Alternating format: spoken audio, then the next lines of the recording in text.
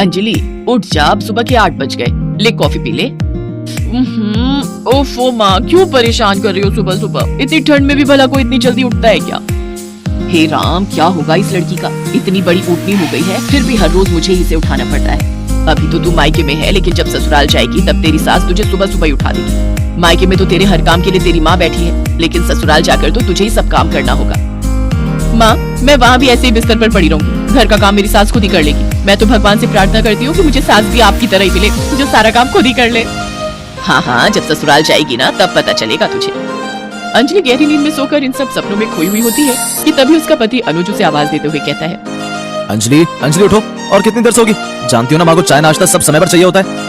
अनुज सोने दो ना मुझे, और ठंड कितनी है, मुझे एक रजाई और उड़ा दो। अंजलि ठंड तो 4-5 महीने तक ऐसे रहेगी, इसका मतलब ये नहीं है कि तुम आलस में पड़ी रहो। माँ मंदिर से आती होगी, चलो उठ जाओ। अंजलि तब भी नहीं उठती, लेकिन तभी उसकी सास राजेश्वरी की आवाज उसके कानों में पड़ती है और नई नवेली दुल्हन अंजलि झट से उठ खड़ी होती है और रसोई में जाकर चाय बनाने लगती है और कुछ ही देर में चाय बनाकर अपनी सास को देते हुए कहती है, ये लीजिए माँ जी, गर्मा गर्म चाय। इतनी देर कैसे लगा दी तूने चाय बनाने में? अब तक सो रही थी क्या? माँ जी क्या करूँ, ठंडी इतनी पड़ रही है कि बिस्तर से उठने का मन ही नहीं करता। ठंड में काम जल्दी नहीं हो पाता। अपनी ये सब दिक्कतें मुझे मत बता, काम तो सारा अपने समय पर ही होगा, चाहे ठंड हो या गर्मी। मेरे घर के जो नियम है वो नहीं बदलेंगे। अब जल्दी से जाकर खाना बना, फिर साफ सफाई करके कपड़े रखे और उन्हें धो दे। जी माँ जी। नई बहू अंजलि जल्दी से खाना बनाती है, फिर साफ सफाई करके कपड़े धोने लग जाती है। बाप रे, तो बर्फ जितना ठंडा पानी है, मुझसे नहीं धुलते ये कपड़े, लेकिन क्या करूं, नहीं धोऊंगी तो माँ जी गुस्सा करेंगी। एक काम करती हूँ, जल्दी जल्दी धो देती हूँ। अंजलि जल्दी से सारे कपड़े ठंडे पानी से धो देती है। फिर वो अपने पति अनुज से कहती है, अनुज मेरे लिए एक हीटर ले आओ, ये ठंड झेलना मेरे बस के तो बाहर है। आप प्लीज मेरे लिए एक हीटर ले आइए। वो क्या है ना, मुझे आदत नहीं है घर के कामकाज करने की, मायके में तो सब काम मेरी माँ ही करती थी। जानता हूँ अंजलि, ये तुम्हारी पहली सर्दी है, तुम चिंता मत करो, मैं कल ही तुम्हारे लिए हीटर लेते आऊंगा। तभी वहाँ राजेश्वरी आ जाती है। कोई जरूरत नहीं है बिजली का बिल बढ़ाने की, बहू तू लकड़ियाँ चला ले, हम भी तो हर साल उसी से काम चलाते हैं। अरे सर्दियाँ ही तो होती हैं जिसमें हम बिजली बचा सकते हैं। बेचारी अंजलि का जरा सा मुंह हो जाता है। तभी बाहर से सब्जी वाले की आवाज आती है, साग ले लो, गोभी ले लो। राजेश्वरी सब्जी लेने बाहर जाती है कि तभी पीछे पीछे अंजलि भी आ जाती है। माँ जी सरसों का साग ले लीजिए, मक्के की रोटी के साथ खाने का बड़ा दिल कर रहा है। पता है मेरी माँ तो सर्दियों में हर तीसरे दिन बनाया करती थी। हाँ हाँ रुक जरा, ए सब्जी वाले ये साग कैसे दिया? 50 रुपए किलो है माँ जी, ले लीजिए। इतना महंगा? ना बाबा ना। अच्छा ये मूली के पत्ते ये कैसे दिए? 10 रुपए किलो है माँ जी। अच्छा एक काम कर, इसे ही तौल दे 1 किलो। ले बहू, इसे ही साग की तरह बना ले, ये भी तो बढ़िया बनता है और सेहत के लिए फायदेमंद होता है तो अलग। ऐसे कुछ दिन बीत जाते हैं। एक रोज अंजलि अपनी सास से, माँ जी मेरे पास 2 ही स्वेटर हैं, एक को धोती हूँ तो दूसरा पहनती हूँ, मुझे 2 स्वेटर दिलवा दीजिए। बहू 2 स्वेटर बहुत हैं, वैसे भी दिल्ली में सर्दी 2 महीने से ज्यादा पड़ती ही कहाँ है अब, और फिर भी तुझे चाहिए तो ले। ये ले मेरी शॉल है, 6 साल हो गए इसे लिए, अभी भी क्या चमकती है देख तो, इसे रख ले। हद होती है कंजूसी की भी, ससुराल में मेरी पहली सर्दी है और ये मेरे साथ ऐसा कर रही है। अंजलि मायूस होकर अपने कमरे में चली जाती है। फिर ठंड में घर का सारा काम ठंडे पानी से करने पर आखिर में अंजलि को ठंड लग जाती है और वो बीमार पड़ जाती है। लेकिन बीमार होने के बावजूद भी वो घर का सारा काम अकेले ही करती है और फिर जब पानी सर से ऊपर चला जाता है तो रोते हुए अपनी माँ को सारी बात बताती है। शाम को अंजलि की माँ उसके ससुराल आती है। अनुज बहन जी ये सब क्या है? मैंने अपनी बेटी का हाथ इस घर में ये सोच कर दिया था कि आप लोग मेरी बेटी को बहुत खुश रखेंगे, लेकिन यहाँ तो एक एक चीज के लिए मेरी बेटी को तरसना पड़ रहा है। अरे उसकी ससुराल में पहली सर्दी है और उसमें इसके साथ ये सब जो हो रहा है वो अच्छा नहीं हो रहा है। जिस लड़की ने पूरी सर्दियों में अपने मायके में एक काम तक नहीं किया, वो आज आप सब लोगों के सारे काम कर रही है, लेकिन फिर भी उसकी कोई सुनवाई नहीं है। ये सब मैं क्या सुन रहा हूँ माँ? आपकी कंजूसियों के चलते आज मेरी बीवी का क्या हाल हो गया है। अरे इतनी भी बचत करके क्या करना माँ? जब मेरी बीवी की पहली सर्दी नहीं उसके ससुराल में ये हाल है, तो आने वाली सर्दियों में उसका क्या हाल होगा?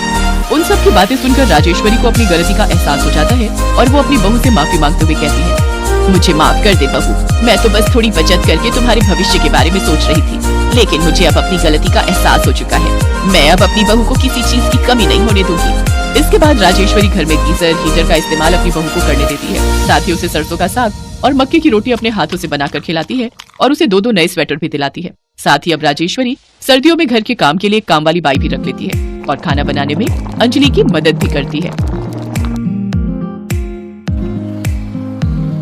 मालिक गैराज की धुलाई कर दी है। ठीक है, ये ले 20 रुपए, हर हफ्ते आकर गैराज की धुलाई कर जाएगा, ठीक है? मालिक 20 तो बहुत कम है, मुझे मुकेश बता रहा था आप उसे 50 रुपए देते थे। मालिक बहुत मिट्टी और धूल जम रही थी, बहुत समय लग गया धुलाई में। पेश कौन होता है बताने वाला, क्या करना क्या नहीं है? करना है तो 30 रुपए में कर ले, वरना मैं कोई और ढूंढ लूंगा।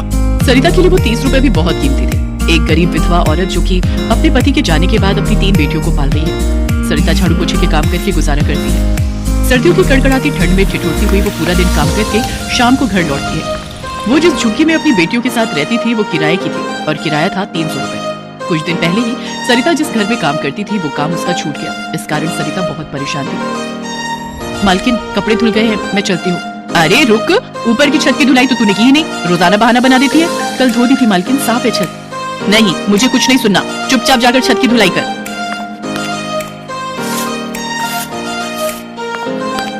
मालकिन, छत की सफाई हो गई है, अब जाऊं?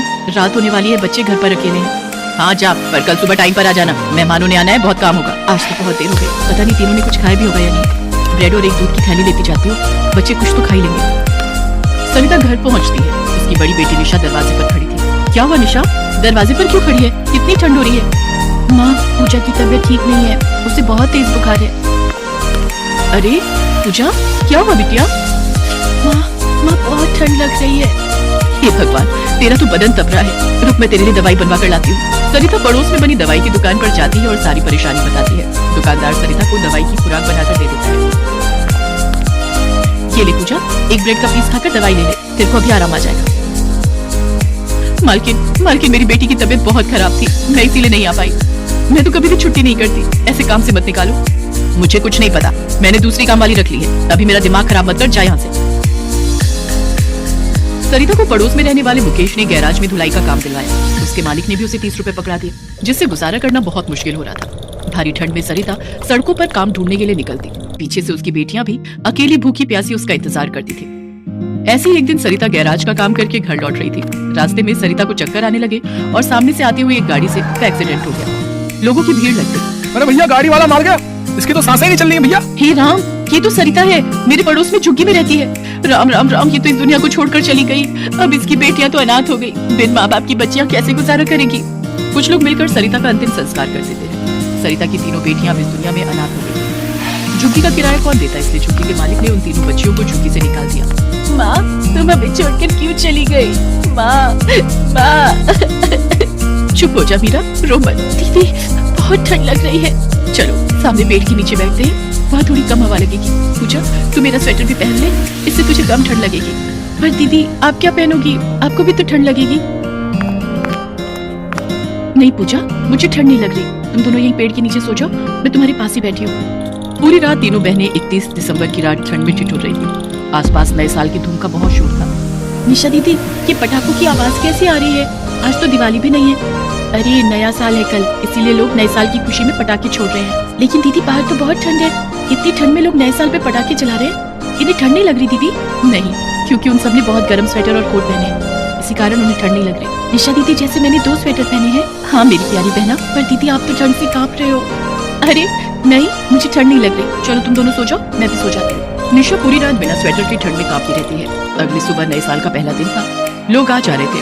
आते जाते लोगों की नजरें उन तीनों बहनों पर पड़ रही थी। निशा दीदी, कुछ बोल क्यों नहीं रही है? निशा दीदी, निशा दीदी, दीदी, दीदी, पूजा, निशा दीदी तो कुछ बोल भी नहीं रही है। निशा ठंड से बेहोश हो गई थी। पूजा और मीरा बहुत जोर से रोने लगती है। आते जाते कुछ लोग 2 घड़ी उनके पास रुकते, फिर आगे बढ़ जाते। कोई भी उन बच्चों की सहायता के लिए आगे नहीं आया। तभी कुछ कॉलेज के स्टूडेंट्स वहाँ से गुजर रहे थे। क्या हुआ बेटा, तुम दोनों रो क्यों रही हो?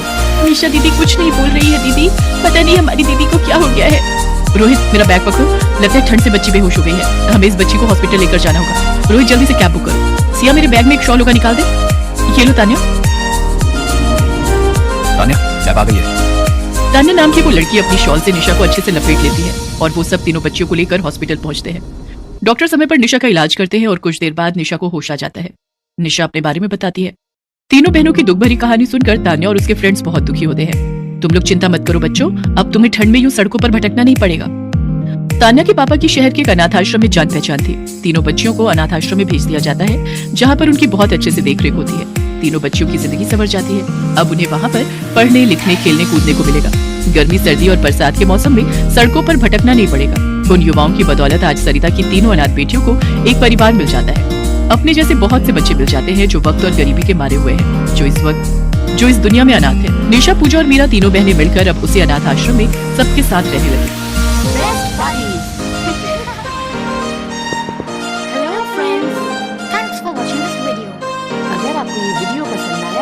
प्लीज लाइक, सब्सक्राइब, कमेंट्स करें इस वीडियो पर और हाँ, शेयर करना भी ना भूलें। और भी मजेदार